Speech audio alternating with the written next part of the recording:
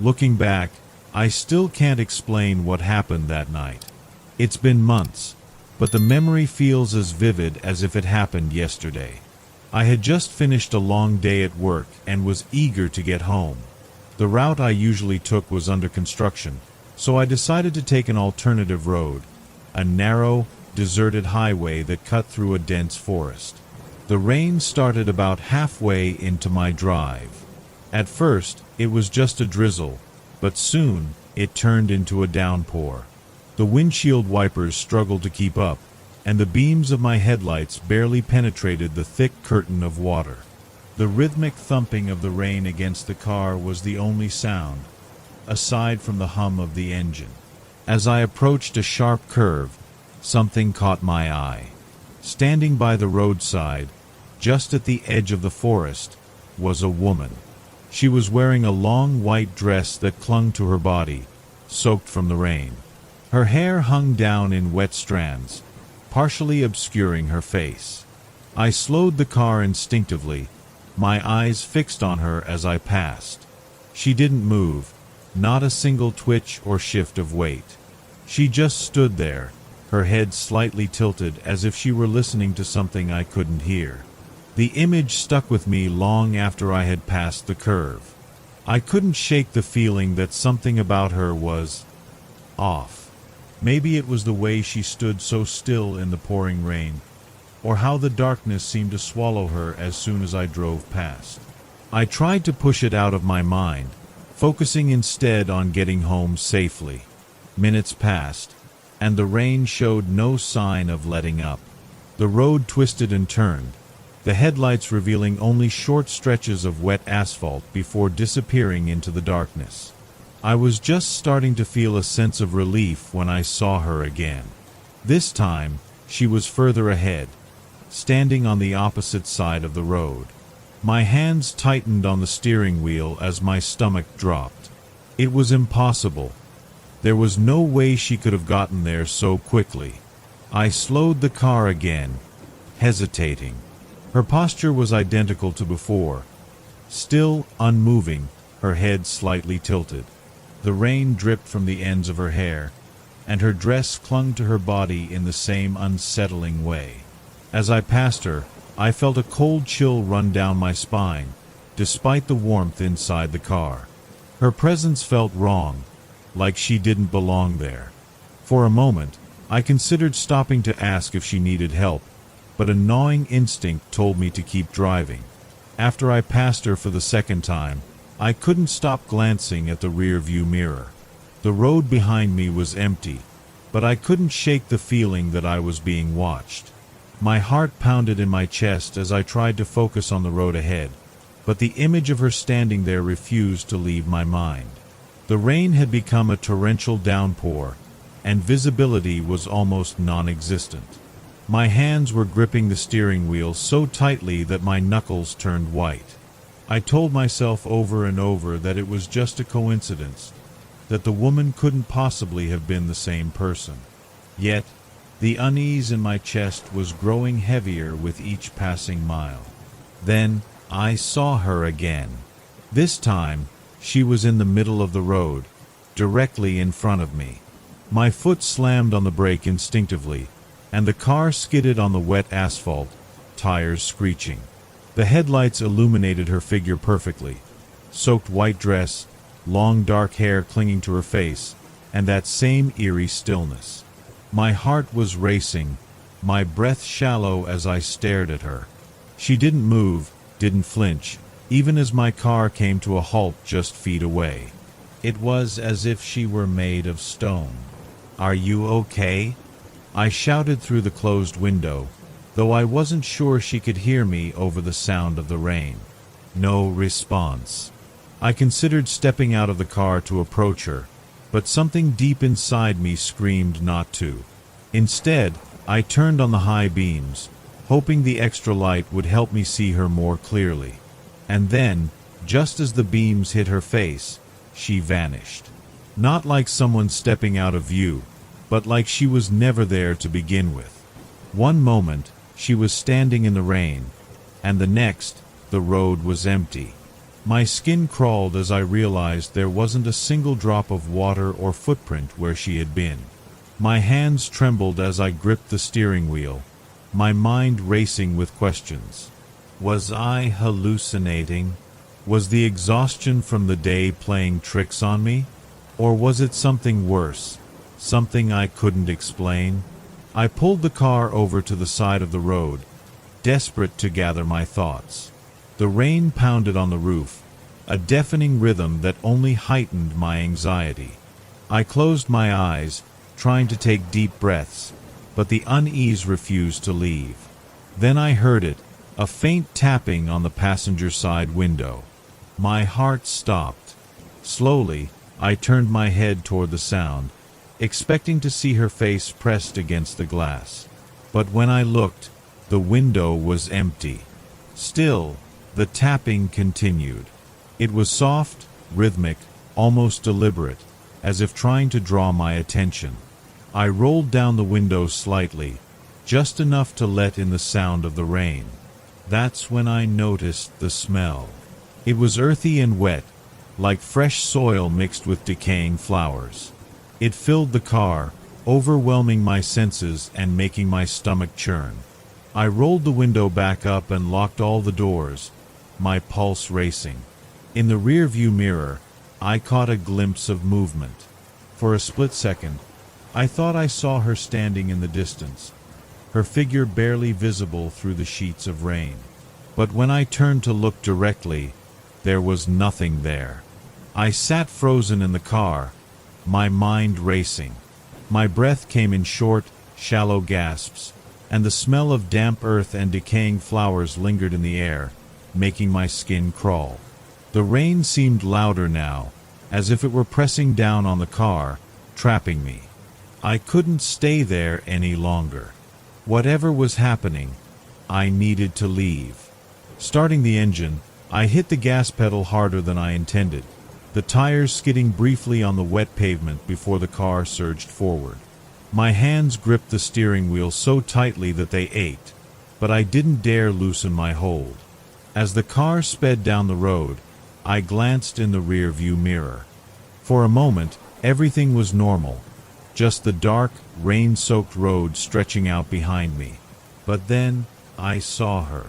She was standing in the middle of the road, far in the distance but perfectly still, her white dress glowing faintly in the headlights. My stomach clenched as I realized she was watching me, her head tilted slightly to one side, just as before. I couldn't take it anymore. I pressed the pedal to the floor, my car roaring as it picked up speed. The curve ahead came faster than I expected, and I struggled to keep control as the tires slipped on the wet asphalt. My heart was pounding so loudly that it drowned out everything else. Finally, I saw the faint lights of the main highway ahead. Relief washed over me as I merged onto the larger road, leaving the narrow, haunted stretch behind. I drove for miles without stopping, my hands trembling and my chest tight. When I finally reached home, it was almost dawn.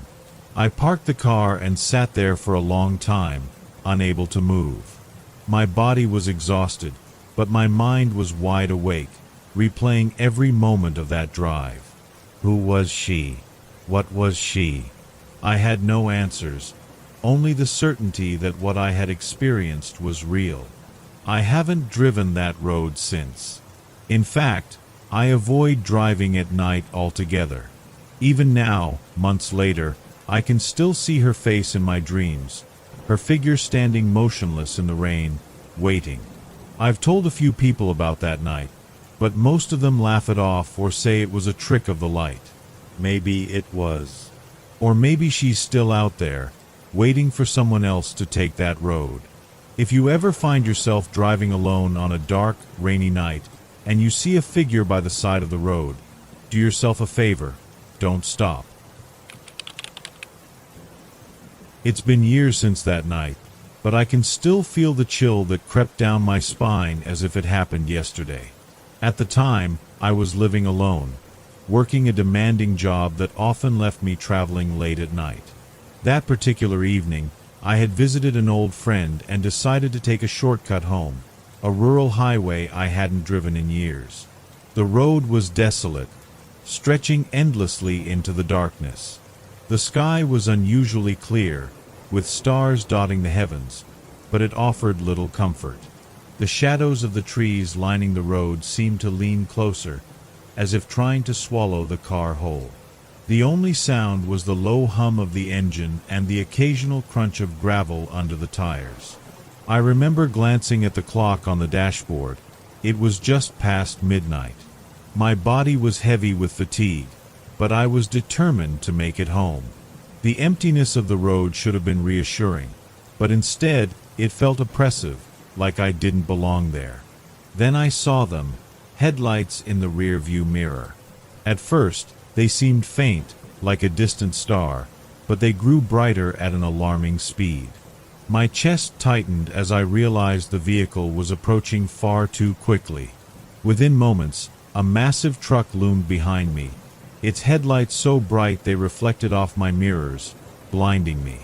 The roar of its engine filled the air, drowning out my thoughts.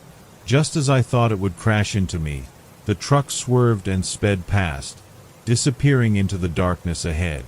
I exhaled sharply, gripping the steering wheel as my heart thundered in my chest. Just a reckless driver, I muttered to myself, trying to shake off the unease. But something about the way it vanished felt wrong. I pressed on, focusing on the road ahead. The night grew quieter, the oppressive darkness closing in once more. My breathing slowed, and I started to believe the worst was over. That's when I saw the headlights again. They appeared in the rearview mirror, faint at first, but growing steadily brighter, just like before. My stomach twisted as I realized they were the same lights. Too bright, too fast, too familiar. I tightened my grip on the wheel, telling myself it was a coincidence. Maybe another truck, or even the same one doubling back. But as the lights drew closer, the unease returned with full force. This time, the truck didn't pass me. The light stayed behind my car, following at a distance that was both too close for comfort and too far to see the driver. I tapped the brakes lightly, hoping it would overtake me, but it didn't. The lights flickered for a moment, and then they were gone. Not just out of sight, completely gone, as if they had never been there. I glanced frantically around the road, scanning the mirrors for any trace of the truck. The air inside the car felt heavier, and a cold sweat broke out on my forehead. I couldn't explain it, but I knew I wasn't alone on that road. The silence that followed was worse than the roar of the truck's engine. My hands trembled on the steering wheel, and the rhythmic thud of my heartbeat pounded in my ears. I told myself it was just a trick of the mind, that the truck had taken another road. But then the lights came back. This time they were closer, and the truck was speeding toward me. The engine's roar was deafening, a deep, guttural sound that reverberated in my chest. I slammed on the gas, my car lurching forward as I tried to outrun it. The headlights grew brighter, filling my mirrors with blinding light. My breathing turned shallow as I gripped the wheel, my knuckles white. Every turn of the wheel, every press of the pedal felt like a desperate gamble. The truck didn't slow, didn't swerve. It stayed on my tail, as if it were chasing me with intent. I took a sharp turn, the tires screeching on the wet asphalt. For a moment, I thought I'd lost it. But when I glanced in the rearview mirror, the lights were still there, unwavering and relentless. Suddenly, they vanished. 1 second, the truck was so close I could almost feel its presence pressing against the back of my car. The next, it was gone. The darkness of the road returned, oppressive and complete, as though nothing had happened. I didn't stop. I couldn't. My foot pressed harder on the accelerator, my mind racing with questions I couldn't answer. Was I losing my mind? Or was something unnatural happening on that road? After what felt like an eternity, I saw the faint glow of lights in the distance, a small town. Relief washed over me, though my body remained tense. I pulled into the first open establishment I found, a run-down diner that looked like it hadn't changed in decades. Inside, the fluorescent lights buzzed faintly, and the smell of stale coffee filled the air. I slumped into a booth, trying to steady my breath as a waitress approached. "Rough night?" she asked, her tone casual but kind. "Yeah," I muttered, glancing toward the window as if expecting to see those headlights again. "I think I was chased by a truck." Her expression didn't change, but I noticed the way she exchanged a glance with the man behind the counter. The man, a grizzled older fellow, walked over, wiping his hands on a rag. "Was it on the highway?" he asked, his voice low. "Yes," I said, my pulse quickening. It kept appearing and disappearing. It didn't make sense. The man sighed, his face grim. "You saw the midnight truck," he said. "Not everyone makes it here after seeing it." His words hit me like a punch to the gut.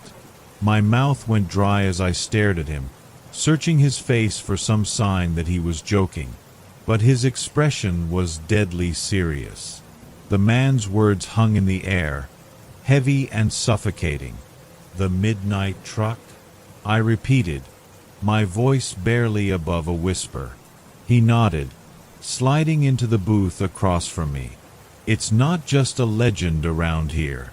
That truck's been haunting this stretch of highway for decades.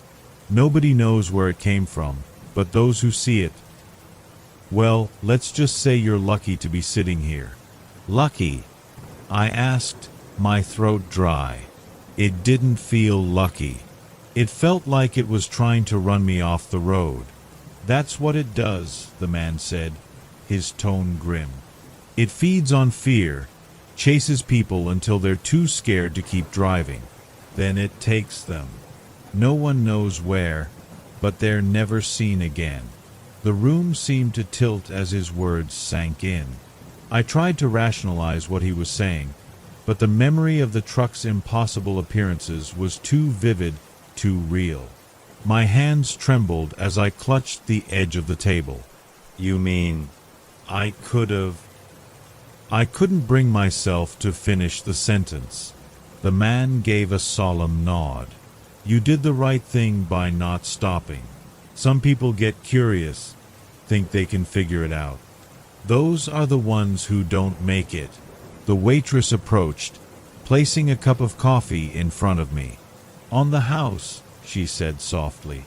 Her kindness only made the weight in my chest feel heavier. As I sipped the bitter coffee, the man leaned back, his eyes distant. "This place is a kind of safe zone.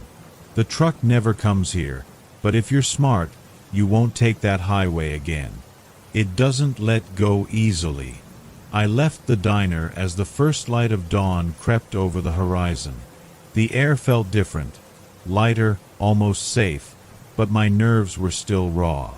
As I got back into the car, I glanced in the rearview mirror, half expecting to see those blinding headlights again. The drive home was uneventful, but the silence felt oppressive in a new way. My mind replayed the night over and over, every roar of the engine, every flash of the lights, every twist and turn of that cursed road. I've never driven that highway again. In fact, I avoid late-night drives altogether. Even now, years later, the sound of a truck engine makes my pulse quicken.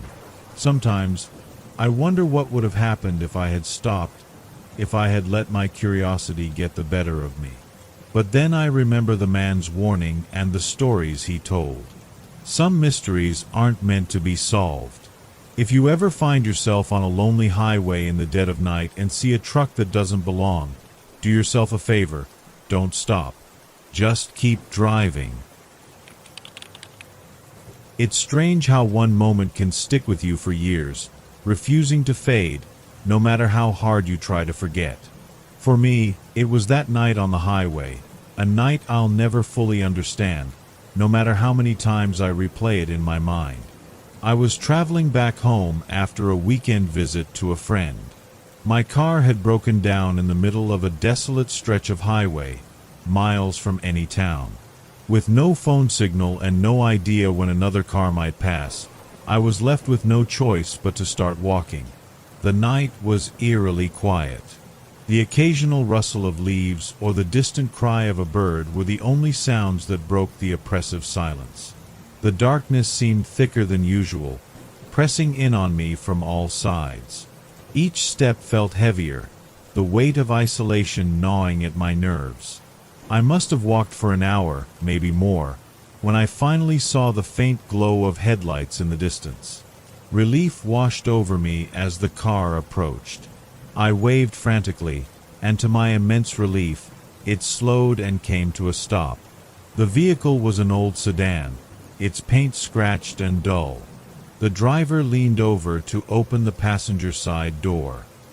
He was a man in his mid-50s, with a slightly disheveled appearance and a warm, if slightly crooked, smile. "Need a ride?" he asked, his voice calm and friendly. "Yes, thank you," I said, climbing in without hesitation. As the car pulled back onto the road, I felt a flicker of hope. Maybe the night wasn't going to be so bad after all. At first, the ride was uneventful. The hum of the engine filled the silence, and I found myself relaxing a little. The driver asked me where I was headed, and we exchanged polite small talk about the weather and the remoteness of the area. But then, his tone shifted. "You're lucky I came along," he said, his eyes fixed on the road ahead. "Not many people stop on this stretch of highway. You could have been out there all night." "Yeah," I replied, trying to sound casual, though his words made my stomach twist. He started asking questions. Personal questions. Where was I from? Did I have family waiting for me? At first, I chalked it up to curiosity, but then he said something that made my blood run cold. "Must have been hard when your mother passed away," he said, glancing at me with a knowing look. I froze. I had never mentioned my mother. "How do you know that?" I asked, my voice barely above a whisper. He smiled, a thin, unsettling smile that didn't reach his eyes. "Oh, I just have a knack for these things. People leave traces of themselves wherever they go." The atmosphere in the car grew heavier. My heart pounded in my chest as I stared at the man, trying to make sense of how he could possibly know such a detail about me. The road stretched on endlessly, and for the first time, I felt trapped. The silence in the car was deafening. The driver's words echoed in my mind, growing louder with every passing second. My mother's death wasn't something I talked about, not even with close friends. How could this man know? I tried to steady my breathing, my hands gripping my knees tightly to stop them from shaking. He must have guessed, I thought. Or maybe I mentioned it earlier without realizing. But no matter how I tried to rationalize it, a cold dread settled in my chest. The driver broke the silence, his voice calm but unervingly direct. "You know, not everyone gets the chance to confront their past. Most people just carry it with them, weighing them down until they can't move anymore." I didn't respond. My throat felt dry, as if the air itself had turned to sand. He chuckled softly, as though amused by my discomfort. "You don't need to be afraid. I'm just here to help." "Help with what?" I finally managed to say, my voice trembling. "To get you where you're supposed to go," he replied, his tone casual, almost kind. The road outside was pitch black now. No streetlights, no reflective signs, just an endless void stretching ahead. The headlights seemed dimmer than before, barely illuminating the narrow strip of asphalt. Something about the way he said those words sent a shiver down my spine. "Where are we going?" I asked, trying to keep my voice steady. "We're almost there," he said, smiling that thin, unsettling smile again. I glanced at the dashboard, hoping to find a clock or a GPS screen, anything that could ground me in reality. But the dashboard was blank. No lights, no dials, just smooth, featureless plastic. The air inside the car felt heavier, colder. My breath fogged the window as I stared out, desperate for any sign of civilization. But there was nothing, just darkness and the faint hum of the engine. When I saw the neon glow of a gas station sign in the distance, a flicker of hope ignited in me. "Can we stop?" "I need to use the restroom," I said, forcing calm into my voice. The driver hesitated for a moment before nodding. "Sure," he said, turning into the station's driveway. As the car rolled to a stop by the pumps, I felt my chest tighten. This was my chance. I had to get out of that car. He stepped out to fuel the car, leaving the keys in the ignition. My hands trembled as I reached for the door handle, moving as quietly as I could. The moment I opened the door, the cold night air hit me like a slap. I bolted, my feet pounding against the asphalt as I ran toward the faint lights of a small shop connected to the station. Behind me, I heard his voice. "You can't run from this," he called, calm and almost amused. I didn't look back. I couldn't. My lungs burned as I pushed myself forward, finally reaching the safety of the shop. Inside, the clerk looked up, startled by my entrance. "Please," I gasped. "I need help." The man in that car. But when I turned to point, the car was gone. The clerk stared at me, his expression shifting from surprise to concern. "What happened?" he asked, his voice steady but cautious. I struggled to catch my breath, leaning against the counter for support. The man, the driver, he knew things about me, I said, my voice trembling. Things no stranger could know. And then, he was just gone. The clerk furrowed his brow. "Did you see his car? Maybe he just drove off." I shook my head, the panic still gripping me. "No, you don't understand. He was waiting for me out there." He said things that didn't make sense. The clerk studied me for a moment before motioning to a chair near the counter. "Sit down," he said. "Let's figure this out." As I sank into the chair, the warmth of the shop began to replace the icy dread that had settled in my chest. But my mind was still racing, replaying every moment of that ride. The cryptic comments, the way he seemed to know me, and the suffocating darkness outside the car. "You're not the first," the clerk said suddenly, breaking the silence. I looked up, confused. "What do you mean?"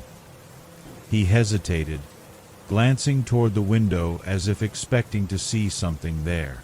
"Over the years, people have come through here with stories like yours. They talk about a driver who stops to help but knows things he shouldn't. Some say it's a spirit.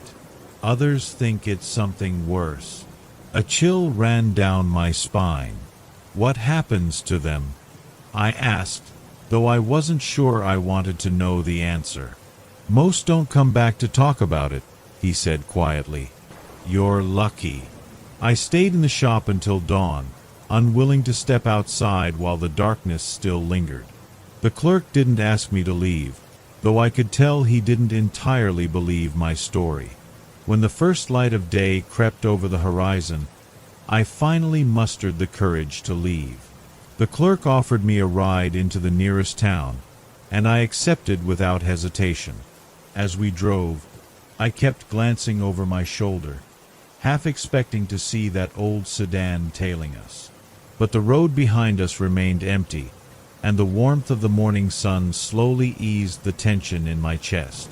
Even now, years later, I can't forget that night. I don't know who or what that driver was, but I know I'll never accept a ride from a stranger again. Sometimes, when I drive late at night, I find myself checking the rearview mirror more often than necessary, scanning the road for headlights that might appear out of nowhere. And if I ever see an old sedan with a driver who seems too eager to help, I won't stop. Because some offers of help come with a price you can't afford to pay. To hear more stories like this, subscribe and leave a like.